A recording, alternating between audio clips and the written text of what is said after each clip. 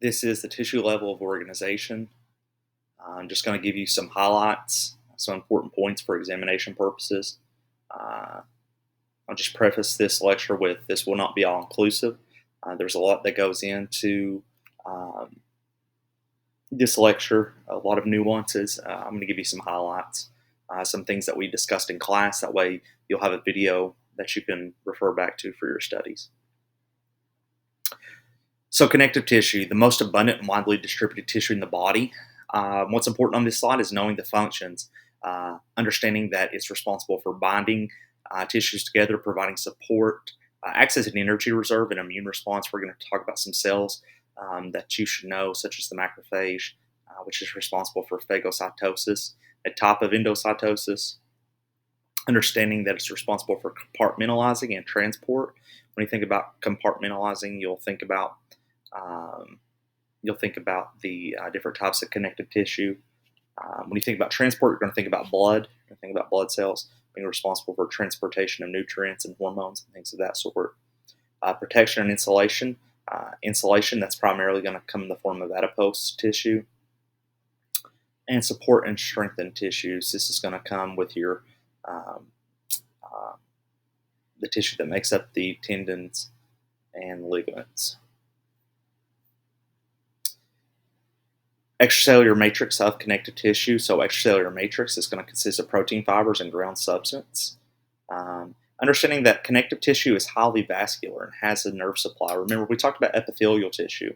Now, epithelial tissue lacked a nerve supply and it also lacked a vascular supply. Now, there is an exception. This is cartilage and tendon. These have very little blood supply nerves. This is why it takes it a little bit longer to heal whenever you have a tendon tear. Picture of loose connective tissue. Got the blood capillary coming through. It's labeled with C. So as you can see, it's very vascularized. So with connective tissue, you're going to have these different cells. And again, all of these cells will be important. Fibroblast. This is going to be an important component for healing. Fibroblasts are going to lay down a type of collagen that is going to be responsible for healing scars and things of that sort. But they secrete fibers and components of ground substance. Adipocytes or adipocytes, however you want to say it, going to be responsible for storing triglycerides. And these are fat cells. So fat cells are going to be, it's going to help insulate internal organs, going to help produce heat. I told you guys about the story of the babies with the two different types of fat, how you have brown fat and white fat, and that the baby that was unattended for the few days was able to survive due to it burning the brown fat. Mast cells produces histamine. Again, this is going to be important for the allergic response. White blood cells are going to be your immune cells if you get sick. The white blood cells are going to come to your aid. Two different types that we'll discuss in anatomy and physiology too, the neutrophil and the eosinophil. So macrophages, these are responsible for phagocytosis. This is like Pac-Man eating the cell or eating the bacteria that come into the cell. It recognizes foreign antigens and engulfs these. That means it takes it inside and digests the cell. It's very cool. Plasma cells secrete antibodies. This is how vaccines work. This is how your body develops memory, is through plasma cells. This isn't all, I don't know if it's all inclusive, but you'll see the different types of cells present within the connective tissue. Here you have ground substance. You have the blood vessel coming in here, delivering the different types of cells. The plasma cell, which is present here, the neutrophil. You can tell it's a neutrophil because of the lobules inside of it. Plasma cell is responsible for secreting an antibody. The mast cell produces histamine. Eosinophil is a type of white blood cell that responds to parasites. The fibroblast can lay down fibers, responsible for healing.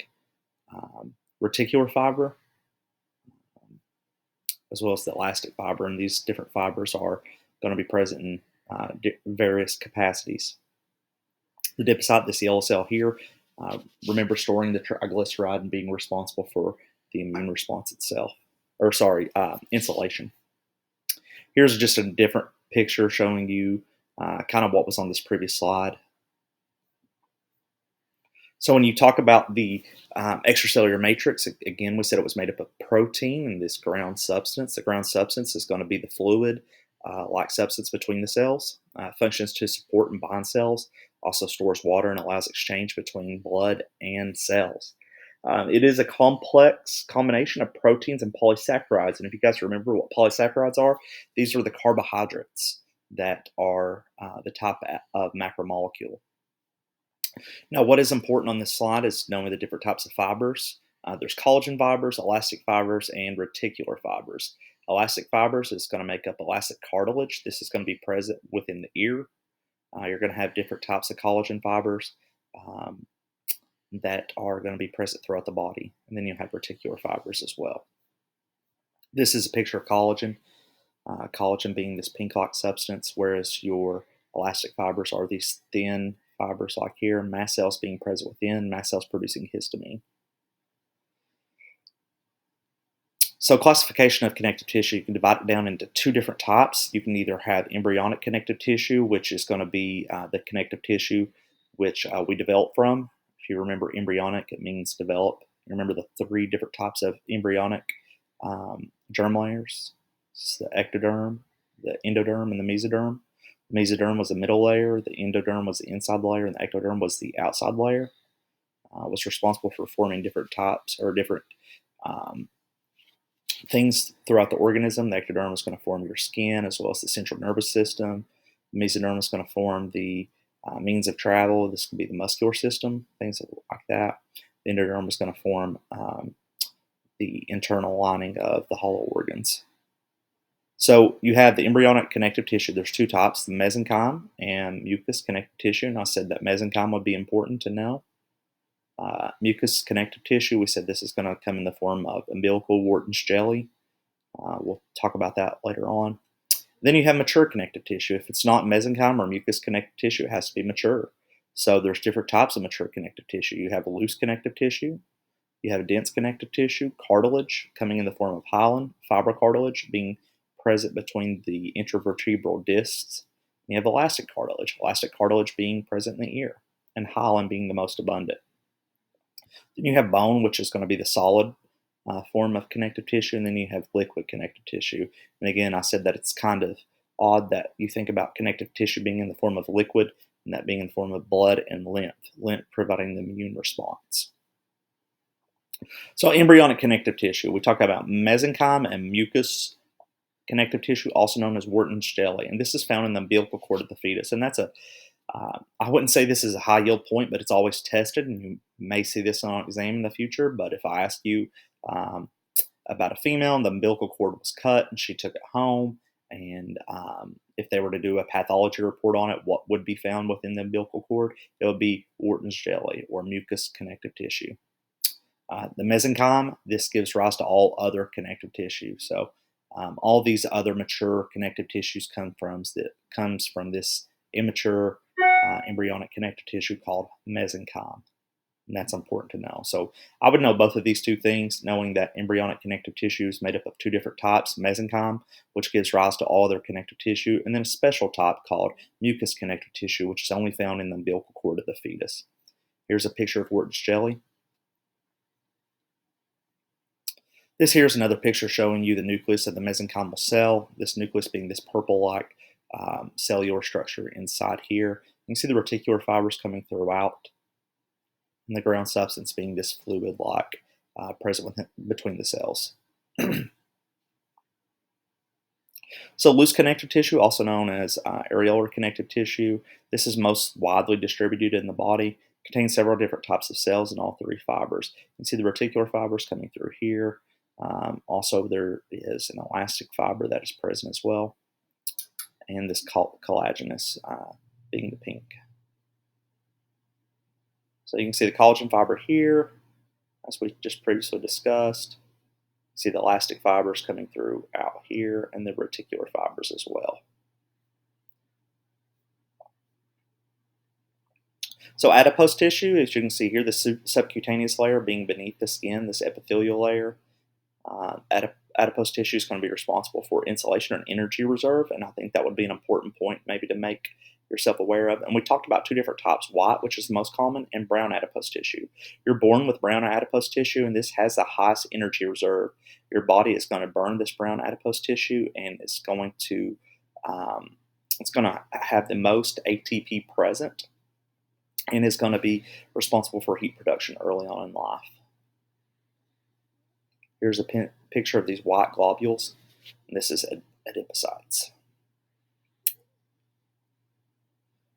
So whenever we talk about loose connective tissue, you had areolar that we talked about, and then we talked about reticular. We knew that areolar was the most abundant, and you have reticular connective tissue. This is fine interlacing reticular fibers, primarily found within these three layers: the lymph node, the spleen, and the liver. Okay, I want you to know this: the liver, the spleen, and the lymph nodes contain reticular connective tissue. That's all we'll say about that. Here's a picture of the lymph node, and within this lymph node, you're going to see all of these reticular fibers coming throughout here. So now we can get down into dense connective tissue. You can have dense regular and dense irregular. Dense regular tissue is going to make up the tendons and most ligaments. Okay, the connective tissue is regular in nature. Therefore, the fibers are arranged in parallel patterns for strength. So that's important to know. So dense regular connective tissue is arranged in parallel. They're arranged in parallel because they need to provide the most strength. And this is going to be primarily present in tendons and ligaments.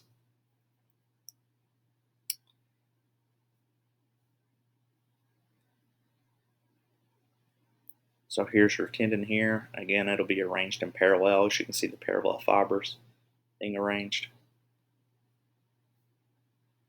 So dense irregular, this is going to be the dermis of the skin and heart. And we said that these fibers are arranged in many different directions because the heart is going to be responsible for contraction, and it's going to it's going to need to be able to expand and collapse. Okay, it's going to be able to need to expand and collapse. So again, dense irregular connective tissue found in the dermis of the skin and heart, and dense regular is going to be found in most tendons and ligaments.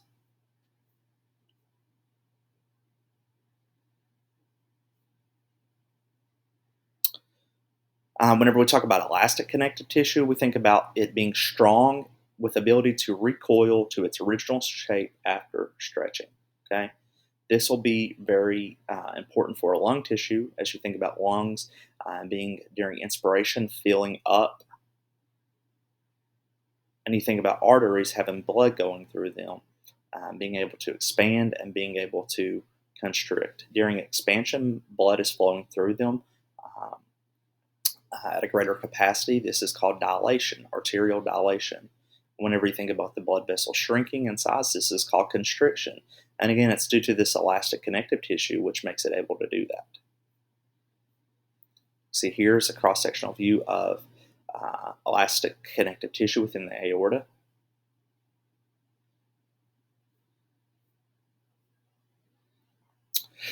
So cartilage, there's types of mature connective tissue called cartilage. Cartilage is a dense network of collagenous fibers and elastic fibers firmly embedded in chondroitin sulfate. What's important on this slide is knowing that chondrocytes, it's these cartilaginous cells which are found in spaces called lacunae. And we'll show you what lacunae are. But within the lacunae, there are the basic cells, the basic unit of cells for cartilage are called chondrocytes. There's going to be a covering around this cartilage called peri, meaning around chondrium. This is a covering of dense, irregular connective tissue that surrounds the cartilage. It's important to know that no blood vessels, nerves are found except within the perichondrium. Okay, so this is why it takes cartilage so long to heal. It's because only in this outer layer, in this perichondrium, is where blood vessels and nerves are present, and test writers like for you to know this. Hyaline cartilage is the most abundant cartilage in the body. It does have a surrounding of perichondrium. It provides flexibility and support, and is responsible for reducing friction. So when you think about hyaline cartilage, this is going to be present primarily in all of the body. We'll talk about an exception being the intervertebral disc, which are going to be made up of fibrocartilage. It's going to be the strongest of the three. Again, here, this is going to be a cross-section. This is going to show you a cross-section of developing fetal bones, and it's going to show you the developing chondrocytes. These are the lacunae, or the little spaces where the chondrocytes are going to be present. Remember, we said the chondrocytes were the basic unit cell, the basic type of cell that was going to form cartilage. This is the ground substance. This is going to be the fluid-like mixture which is present in between the cells, and again, here's the nucleus present as well. So fibrocartilage. Fibrocartilage is going to be the strongest type of cartilage. It's also going to be the type of cartilage that lacks a perichondrium. Okay, both of these 2 points are important. It's going to lack a perichondrium. Because it lacks a perichondrium, we know that blood vessels and nerves are present there. So if it becomes injured, it's going to be very difficult for it to heal. This is going to be found in the intervertebral disc between the vertebrae. All 3 of these points are important to know.